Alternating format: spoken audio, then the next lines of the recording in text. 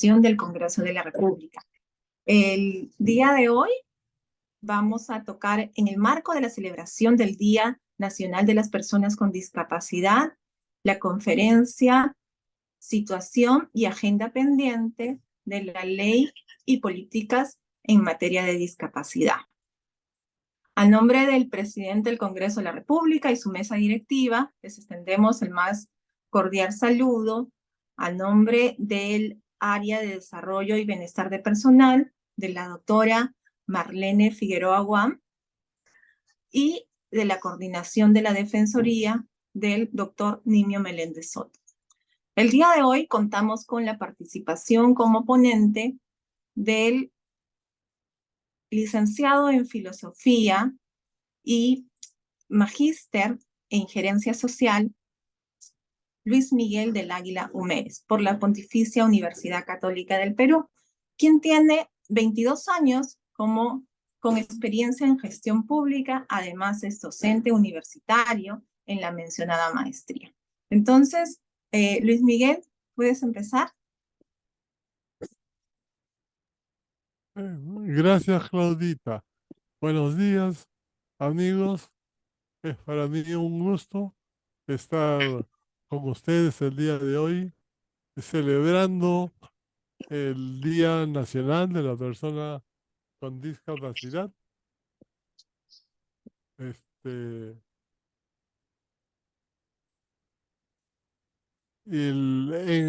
comenzando la Semana de la Inclusión. El, Vamos a tener ahora una mirada general de la legislación sobre discapacidad y políticas.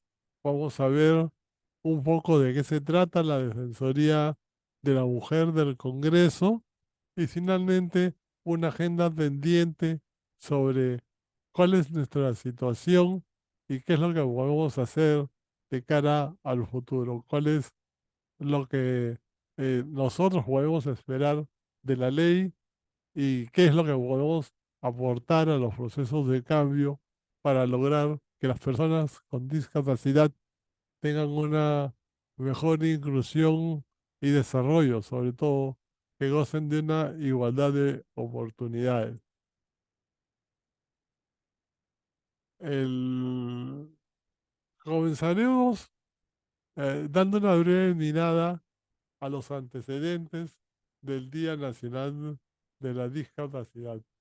El Día Nacional fue declarado debido a una marcha que se dio en el año 80, pero esta marcha no nace por generación espontánea, sino que es el producto de un proceso histórico a nivel mundial.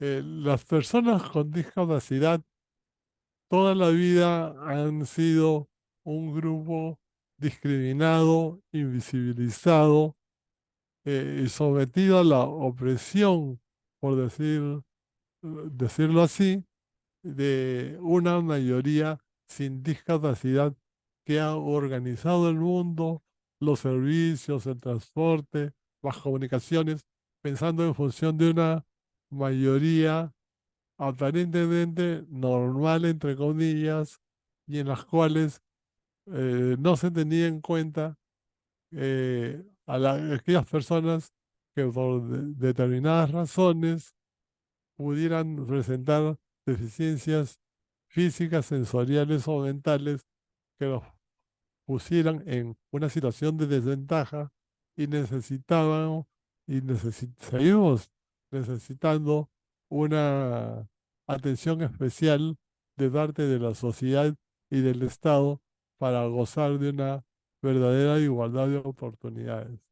Las primeras personas que llamaron la atención sobre esta situación fueron en Estados Unidos Ed Roberts y Paul Hunt en el Reino Unido en los años 60 y 70, cuando el mundo experimentó las primeras luchas civiles.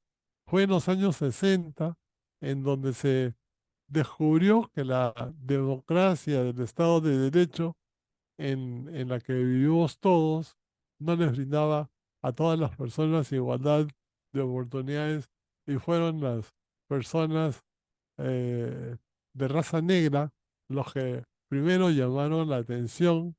Hubieron grandes luchas de tipo social y política por el reconocimiento de la igualdad de los negros. No sé si ustedes sabían, en los años 40 y 50 en Estados Unidos, los negros no podían usar los servicios, los mismos servicios que las personas, que la gran mayoría blanca, ¿no? Por ejemplo, en el caso de los ómnibus, ellos solamente podían entrar en la parte trasera hasta que hubo una persona negra que llamó la atención y dijo que por qué no podía usar los mismos servicios que los demás, incluso en los baños. La Casa Blanca tenía un baño solamente para negros y así estaban segregados y así como segregados en los baños o en el transporte, en el trabajo y en una serie de cosas, y otras minorías como las personas con discapacidad de igual manera. Entonces, Ed Roberts y Paul Hunt, ya en algún momento posterior vamos a ver detalles de su vida y obra, fueron los primeros en llamar la atención sobre esto, esa situación de desventaja, y en la que ellos lucharon por darse a conocer y por experimentar eh, lo mismo que todo el mundo. Ed Roberts, por ejemplo, él tuvo una poliomielitis severa que le impidió usar brazos y piernas y que estaba permanentemente sujetado, amarrado a una silla y lo que es peor, con un pulmón de aire que era como una vaca con ruedas a su costado, un armatoste que tenía que llevarlo a todos sitios. Entonces prácticamente no podía salir a ningún sitio. En ese entonces no existían rampas, prácticamente estaba recluido y él consiguió ser el primero en entrar a una universidad en los Estados Unidos a pesar de su condición. Y el modelo que él impulsó a través de un activismo fuerte, utilizando los medios de comunicación, fue seguido rápidamente por muchas otras personas en silla de ruedas, lo que promovió una avalancha de inclusión de la discapacidad en los Estados Unidos. Y estas cosas fueron lográndose no por un estado espontáneo de la situación, sino por un activismo, es decir, por muchas luchas y demandas y exigencias. Y es lo que se ha venido dando a nivel mundial. Ellos nos enseñaron que los derechos de las personas con discapacidad son los mismos que los demás personas y por lo tanto deben ser respetados y ejercidos en igualdad de condiciones, y sobre todo que no queremos ser vistos como niños o incapaces ni ser tratados con lástima, caridad, asistencialismo o paternalismo, ni siquiera por el gremio médico, que desde su óptica de salud nos pretende decir qué hacer, cómo hacer. Incluso nos pronosticaban en los años 50 y 60 si podíamos o no casarnos, si podíamos o no tener hijos, si podíamos o no trabajar, lo cual limitaba mucho nuestras posibilidades de desarrollo, más por una visión y actitud de estas mayorías sin discapacidad que por dificultades propias de nosotros. Es decir, la sociedad y el Estado nos impedían la igualdad en función a una serie de barreras que se construían culturalmente y que aún todavía existen y frente a las cuales tenemos que dar una lucha, es decir, dar a conocer nuestra voz, este, de llamado de atención para que estas cosas cambien. Y ahí las personas con discapacidad somos los llamados a dirigir esos cambios, y esto se resume en el lema nada sobre nosotros sin nosotros, que es algo que en la legislación y políticas sobre discapacidad debería primar sobre todo. Estos cambios que promovieron Ed Roberts y Paul Hunt se fueron trasladando cada vez a instituciones más grandes como las Naciones Unidas, que fueron un gran aliado. En los años 71 y 75 se dieron las declaraciones de los derechos del retrasado mental, que fue la primera, y después de los derechos del impedido en el año 75, por lograr una verdadera igualdad de oportunidades. Esto motivó que en el año 81 se declarara el Año Internacional del Impedido y que cada vez hubiera una mayor visibilidad y conciencia creciente sobre la existencia y la importancia no solo de dar cabida, sino de desarrollar legislación y políticas a favor de las personas con discapacidad. Es en este marco de cambios que en el año 79, que en el Perú se aprobó una constitución, y hubo por primera vez una mención específica a la situación de las personas con discapacidad en el artículo 19 de la Constitución, que hoy todavía se mantiene en el artículo 7, que dice literalmente que la persona incapacitada para velar por sí misma a causa de una deficiencia física o mental tiene el derecho al respeto de su dignidad y a un régimen legal de protección, atención, readaptación y seguridad.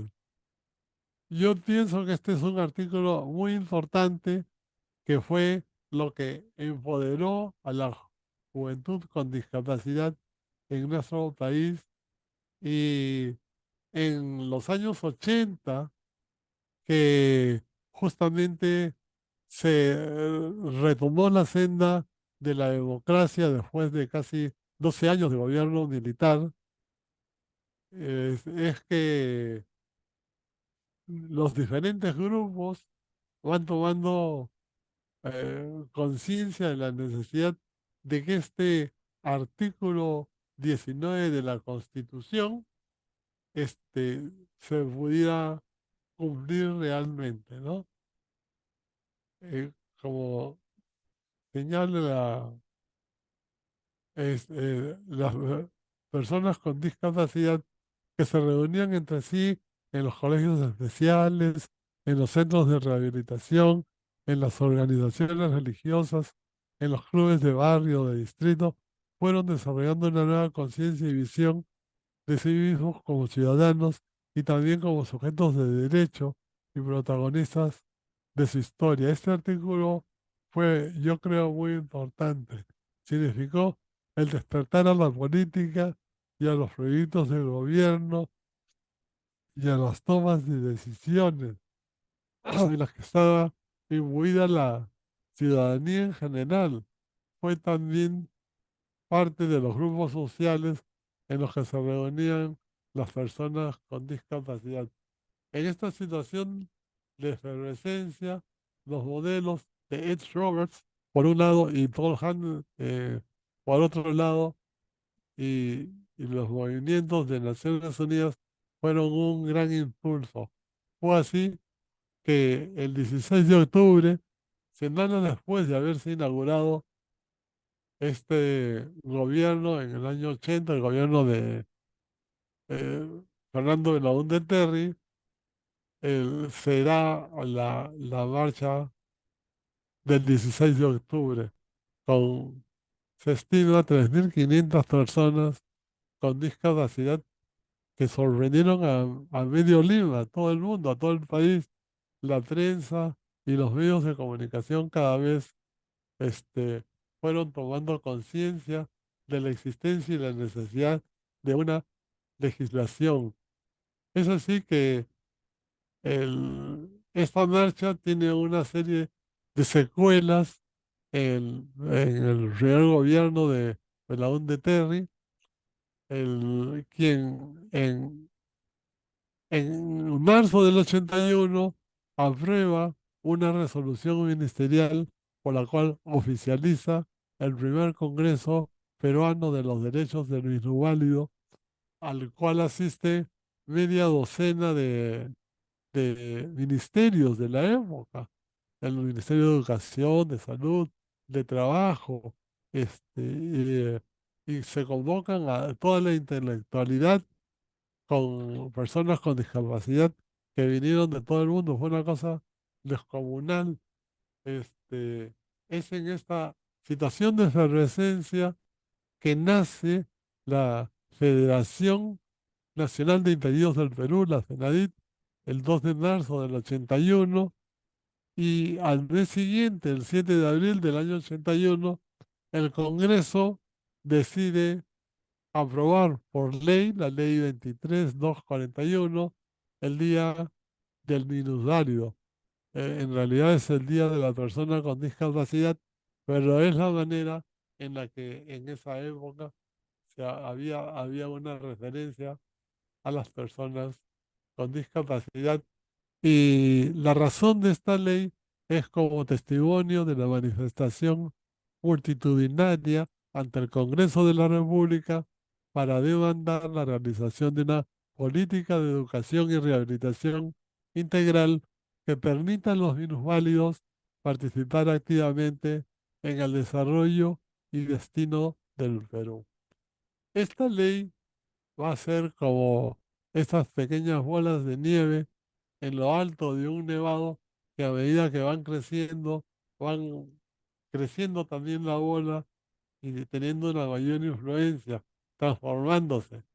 Después de 18 años, el año 1999, en la disposición final tercera de la ley 27050, la declaración del Día de la Discapacidad tuvo una nueva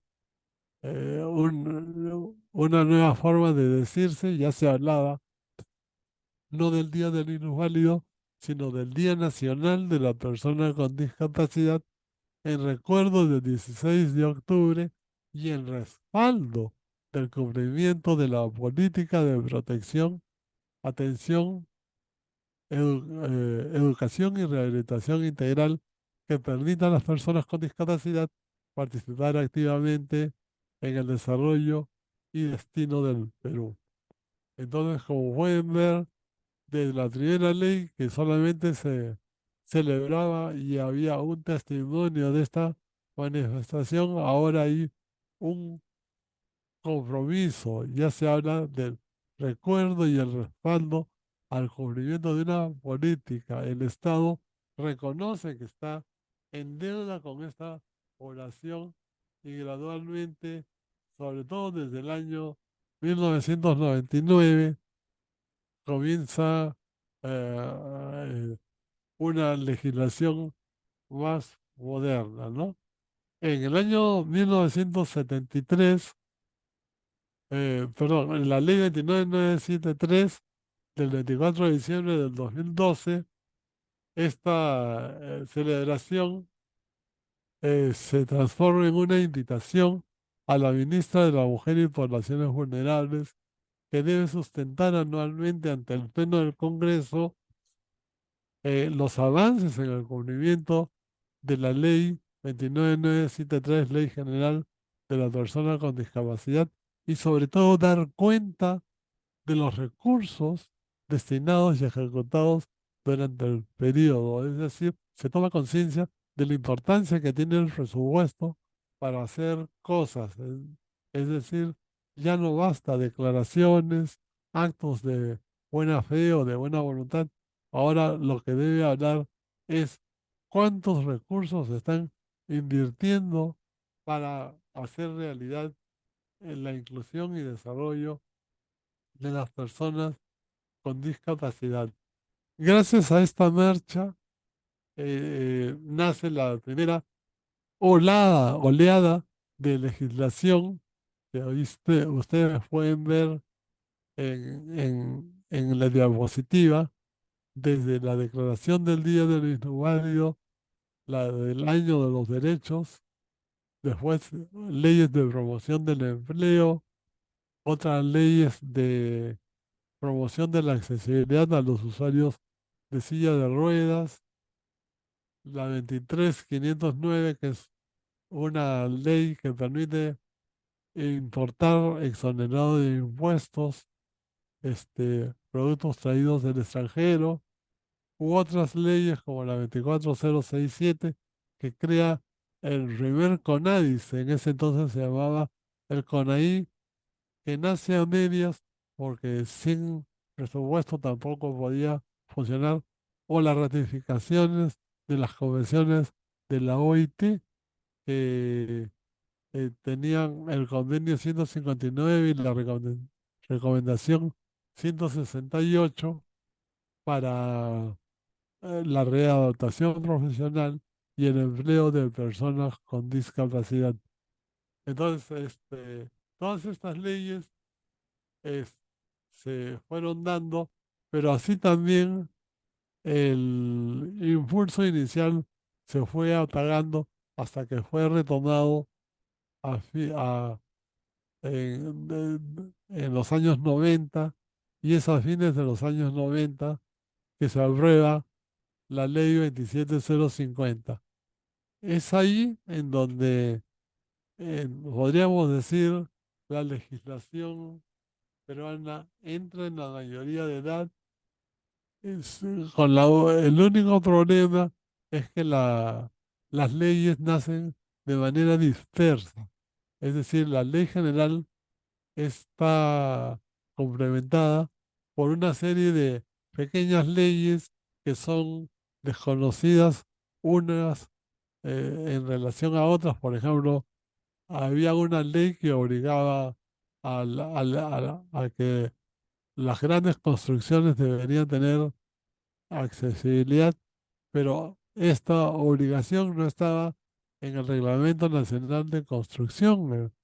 Por lo tanto, ni en las municipalidades, y las municipalidades podían dar licencia de obra, aunque las obras que se construyeran no tuvieran los principios básicos de accesibilidad. Esta situación fue cambiando cuando el mismo reglamento incorporó dentro de sus propios términos esas normas de accesibilidad que han sido un poco la tendencia general, ¿no? Es decir, en vez de que hayan leyes de discapacidad por un lado y leyes generales por otra, las leyes generales incorporan ahora dentro de sí artículos que obligan a tomar medidas de accesibilidad. Pero el verdadero cambio se ha dado a mediados de la primera década del 2000, entre el año 2006 y 2008, que se aprobó en Nueva York, en la Asamblea General de Naciones Unidas, la Convención sobre los Derechos de las Personas con Discapacidad, una convención que, para dejar de ser declarativa, aprobó también la existencia de un comité de seguimiento, el cual debía recepcionar de todos los países que ratificaban la convención informes que daban cuenta de cómo se han venido dando la, los cambios y las adecuaciones legales para nivelarse de acuerdo a los estándares que dicta esa convención. Entonces, de ahora en adelante, la Convención de Naciones Unidas sigue siendo para nosotros un referente y un estándar, un espejo frente al cual debemos vernos. Nuestra legislación está desde el año 2006, ya 17 años, en un proceso de equiparación con los estándares de Naciones Unidas, y se han logrado grandes avances. Ya al final vamos a ver esto con más detalle eh, cuando nos toque ver la situación actual y la agenda pendiente. Pero más o menos lo que queremos ver es cuál es la importancia que tuvo esta marcha los años 80 y por qué es que debe ser celebrada. Porque significó un cambio de mirada en las personas con discapacidad, que ya dejábamos de ser simplemente los pobrecitos, que qué pena, que hay que ayudarlos, a vernos como un tema de derechos. Lo que nosotros pedimos no son favores, no es que nos hagan ningún favor, somos ciudadanos de primera, en igualdad de condiciones de todos los demás, y nuestras oportunidades de educación y de salud son las mismas que los demás. Es más, cuando el Estado nos deja de lado y no, somos invisibles, nos convierten en una carga para nosotros mismos, para nuestras familias, para la sociedad y para el Estado. Mientras que si se invierte en nosotros, nosotros mismos no solo nos incluimos, sino también somos contribuyentes. Es decir, pagamos nuestros impuestos y todo esto, esta inversión se recupera. Es esta la situación que nos interesa que el resto de la sociedad lo termine de entender y se sume a estos procesos de cambio.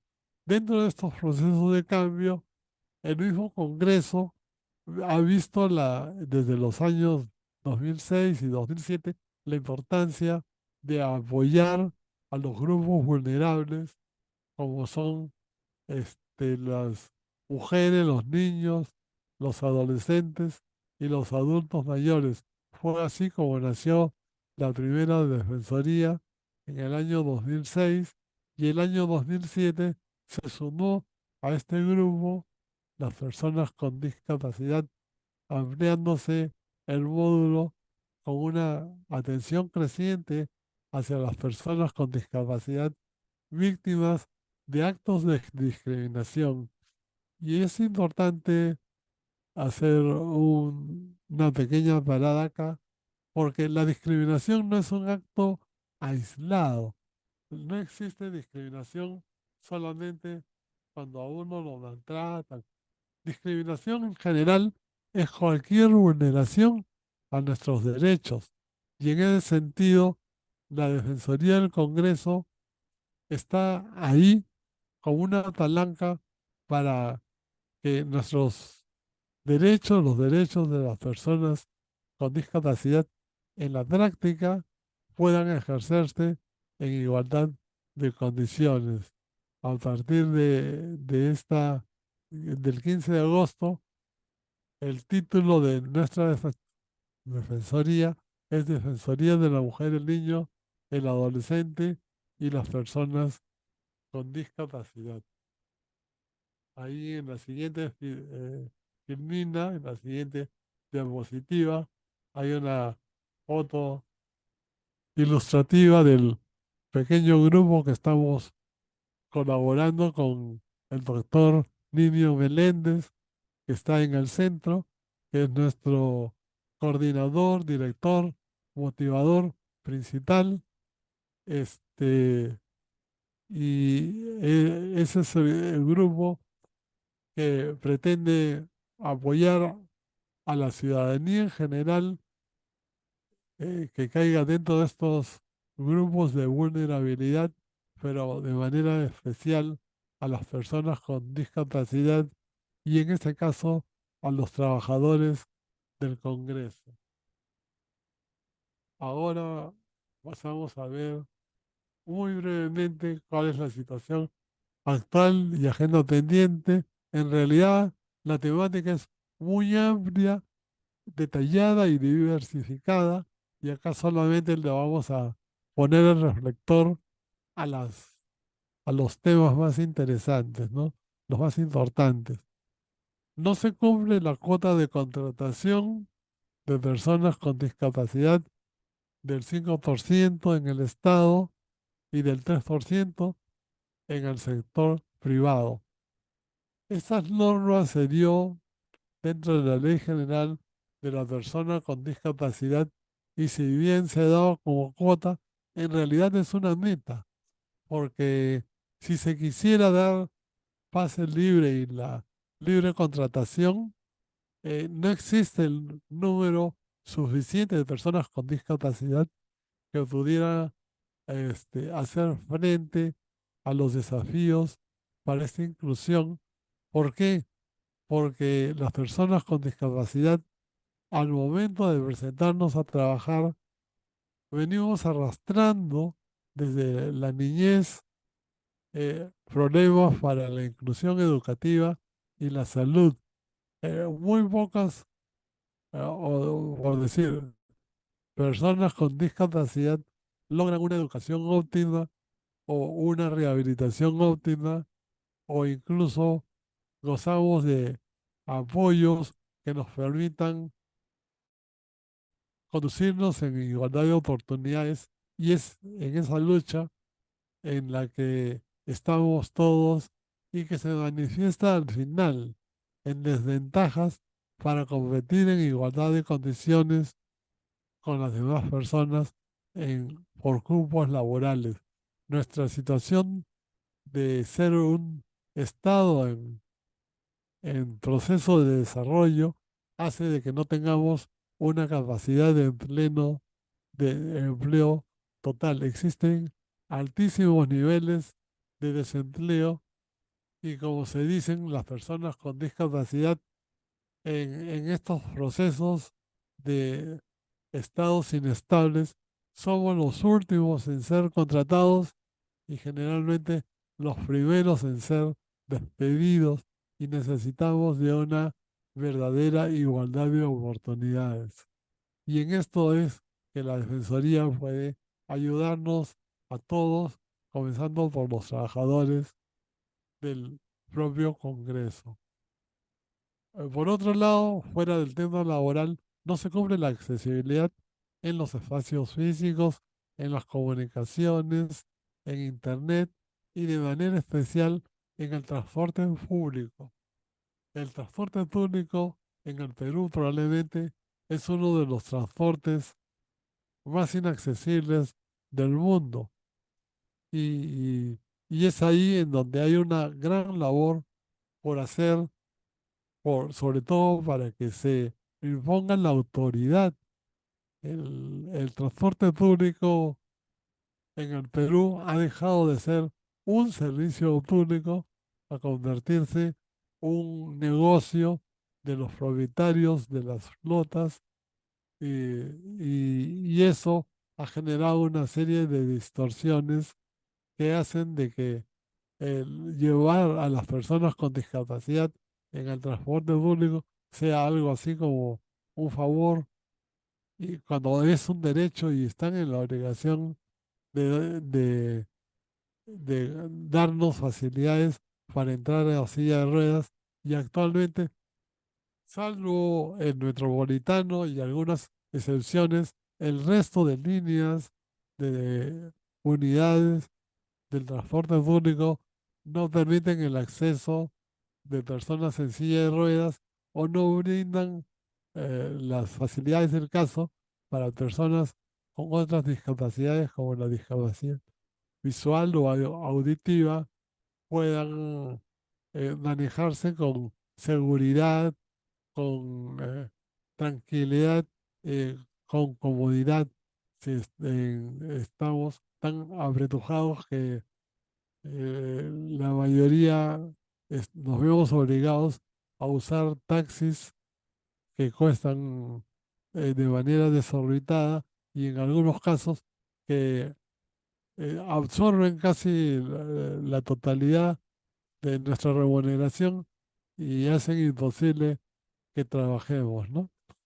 Pero bueno, estamos en esta situación de lucha y otro de los factores que impide que podamos avanzar más es la estadística. Somos un tanto invisibles y tenemos que tocar las puertas del Instituto de Estadística para que eh, eh, tengamos los datos de cuántos somos, dónde estamos, qué necesitamos, cuál es el nivel de inclusión que tenemos en los diferentes servicios públicos y en dónde se necesitan dar las ayudas y los impulsos. Y el otro tema que nos parece importante tener cada vez una mayor presencia es en general en todas las instituciones públicas, ¿no? Ni las OMAVES, ni las OREDES, ni los propios ministerios asumen todavía, como debiera ser, las responsabilidades y el apoyo de CONADIS para cumplir y vigilar el cumplimiento de la Ley General de la Persona con Discapacidad y sancionar su vulneración. Esta norma de ver a las instituciones del Estado como un sistema, el SINAPEIS, es algo que está en la ley, pero todavía no se cumple y es algo que tenemos que impulsar. Pero por último, pero no por eso menos importante, la propia sociedad civil y nosotros, las propias personas con discapacidad, no aprendemos a comprometernos activamente a desarrollar una adecuada vigilancia y monitoreo. Si las leyes de discapacidad no se cumplen, es porque nosotros no estamos al pie del cañón. Nosotros somos los principales testigos en el día a día de qué cosas se cumplen y no se cumplen, y tenemos que manifestarnos, darnos a conocer. No podemos este, recibir el incumplimiento de la ley y quedarnos de brazos cruzados y de boca callada. Tenemos que hacer algo, tenemos que organizarnos, tenemos que manifestarnos, hacer llegar comunicaciones, hacer actos de presencia y si se requiere de protesta en las diferentes instituciones, en las municipalidades, en los gobiernos regionales, en los ministerios, en el mismo CONADIS y también en el propio Congreso de la República. El Congreso de la República es un gran aliado porque tiene como función fiscalizar el cumplimiento de la ley en los diferentes gobiernos, pero también para que el Congreso pueda tener la autoridad moral de exigir al Ejecutivo, tiene que comenzar el propio Congreso en, en- en ser el primero en cumplir las propias leyes, ¿no? Para que no se cumpla el dicho de en casa del herrero, cuchillo de palo. El mismo Congreso debe gradualmente ponerse al nivel más alto de modelo para con toda autoridad darle un jalón de orejas al resto del Estado y mostrar a la sociedad y al empresariado las ganancias que hay en contratar a personas con discapacidad. Y ahí pasamos ya cerca para terminar a nuestra agenda pendiente. Y como les digo, estos solamente brochazos generales que más adelante vamos a poder analizar y trabajar de manera más detallada. Yo creo que debemos comprometernos a vigilar activamente el cumplimiento de la ley 29973 y de la Convención de Discapacidad de Naciones Unidas en el sector público y también en el sector privado, por un lado. De la labor de monitoreo y vigilancia nace todo lo demás y eso existe, para eso se requiere un compromiso. No podemos vivir pensando solo en nosotros, tenemos que pensar como grupo. Hay un dicho que dice, la unión hace la fuerza, y en ese sentido tenemos que tener una idea de identidad y no solo visualizarnos como grupo, sino trabajar como un grupo unitario. Por otro lado, yo creo que tenemos que influir en la autoridad del servicio civil, servir para promover y fiscalizar el cumplimiento de la meta de contratación del 5% de trabajadores con discapacidad. Es increíble, pero el Ministerio de Trabajo hace una función importante frente al empresariado del sector privado, pero en el sector público, que es donde debería proyectarse el modelo al sector privado de inclusión. Nuestra autoridad principal, que es servir, no tiene clara la visión ni la necesidad de la inclusión del 5%, y es ahí en donde yo creo que tenemos que trabajar por levantar los niveles de los conocimientos, de la conciencia y sobre todo de programas de contratación del 5%, ¿no?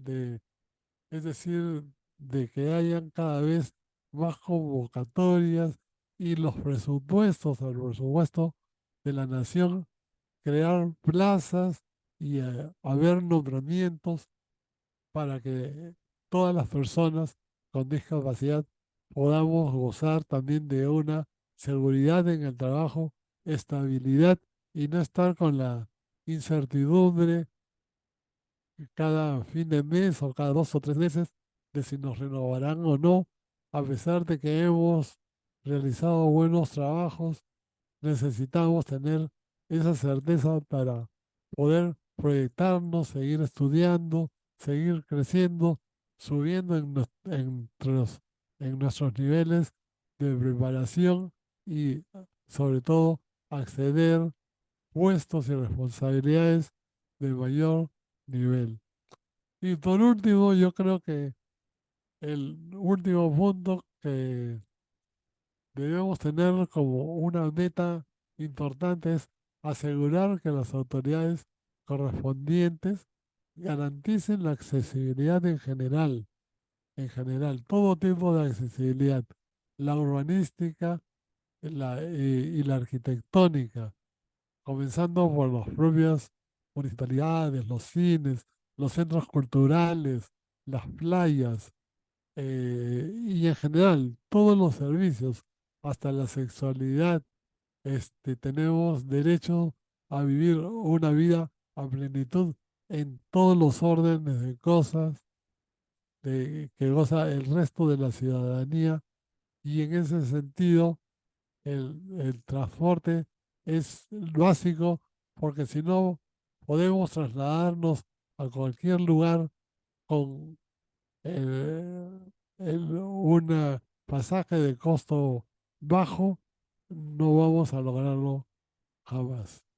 Entonces, más o menos, esta es una mirada a grandes rasgos de de la situación de la ley y de las políticas de discapacidad, de las tareas pendientes, y todo esto nació un 16 de octubre del año 1980. Tenemos ahí un modelo, tenemos pioneros de un movimiento unitario que nos sirvió de modelo y que deberíamos retomarlo y continuarlo.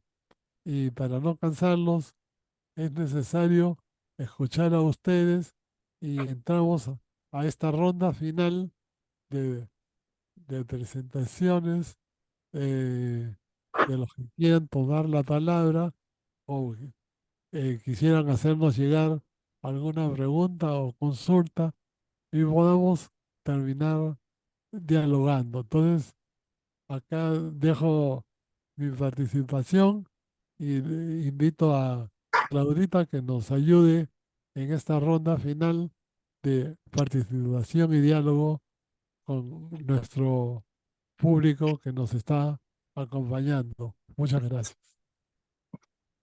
Sí, Luis Miguel, gracias por la intervención. La ingeniera Silvana va a otorgar el uso de la palabra a quienes hayan levantado la manito, ¿sí? Sí, aquí tenemos a Alfredo Martel. Si puede abrir su micrófono, por favor.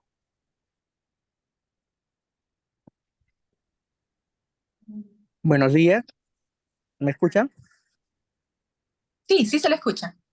Ok, gracias. Primero para saludar y felicitar al equipo organizador, a la Defensoría por la excelente labor que se viene haciendo, al licenciado ponente, interesante, importante la locución, la narrativa, y me quedo con este tema, ¿no? De que en realidad, si bien existe avances, todavía queda mucho por hacer y que nos sumemos todos a esta gran interrogante que él manifiesta, ¿no? De que todavía tenemos que unirnos, esfuerzos, criterios, para lograr que en un futuro el pleno desarrollo e inclusión que todavía queda mucho por delante, como en el caso del transporte, la pensión, la modificatoria de la ley, el mismo artículo 7 de la Constitución Política, temas importantes y que este compromiso sirva a todos para seguir trabajando en esta línea. Gracias y felicitaciones a ustedes. Buen trabajo.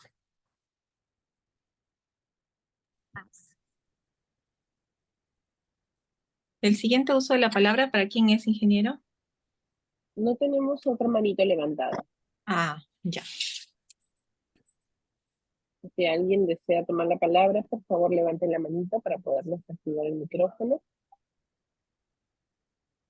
Ok, parece que no hay más. Entonces, vamos a otorgar el uso de la palabra a nuestro coordinador, el abogado doctor Nimio Meléndez Soto, quien va a dar las palabras para clausurar nuestro evento. Doctor Nimio.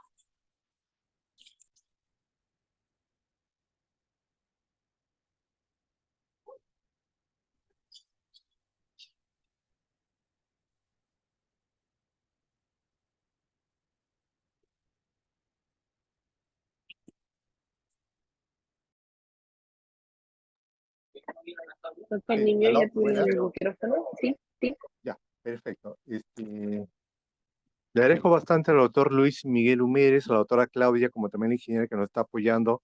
Acá nosotros como Defensoría, como un equipo que velamos por los derechos de las personas con discapacidad, no solamente por las personas, sino también por las mujeres, niños, ancianos, ¿no? Que han sido prácticamente dejados a un lado, como bien escuchamos la exposición, pero estamos nosotros como Defensoría, estamos poniendo nuestro granito de arena, justamente para que se haga respetar los derechos. Ahora, efectivamente, he puesto aquí también en el WhatsApp grupal el correo de la Defensoría, que aparte del CONADE que tenemos también los abogados del Ministerio de la Mujer, Ministerio de Justicia. Nosotros como Defensoría estamos aptos, podemos aceptar sus sugerencias, si quieren hacer unas consultas legales o psicológicas, usted nos envía por el correo para nosotros trasladar a nuestro equipo de profesionales y puedan ser absueltas sus consultas. No queda más de decirle agradeciéndole a cada uno de ustedes por esta participación y sobre todo estaremos muy pronto en poder comunicarles que tenemos otros eventos relacionados también con este tema que son muy importantes para que nosotros como sociedad podamos hacer valer nuestros derechos. Agradeciendo bastante a nombre del Congreso de la República, del presidente, del oficial mayor, me despido, no sin antes decirles que todos pongamos también nuestro grano de arena y hacer una réplica de los derechos de las personas con discapacidad en nuestra propia comunidad. Ya, doy por clausurado el evento. Muchas gracias a todos. Bendecidos con todos. Gracias. Sí, me parece que acaban de colgar el enlace de la asistencia en el WhatsApp, si no me confirma, ingeniero. En el chat del Zoom En el está chat del Zoom. compartido. Sí, Sí, se está para que colgando el puedan enlace marcar de su la asistencia. asistencia para la entrega de la constancia. Les agradecemos su participación y como decía el doctor Nimio, atendemos consultas legales y psicológicas. Pueden comunicarse al mismo Congreso de la República, la central telefónica, el 311-7777. El anexo de la Defensoría es el 7779.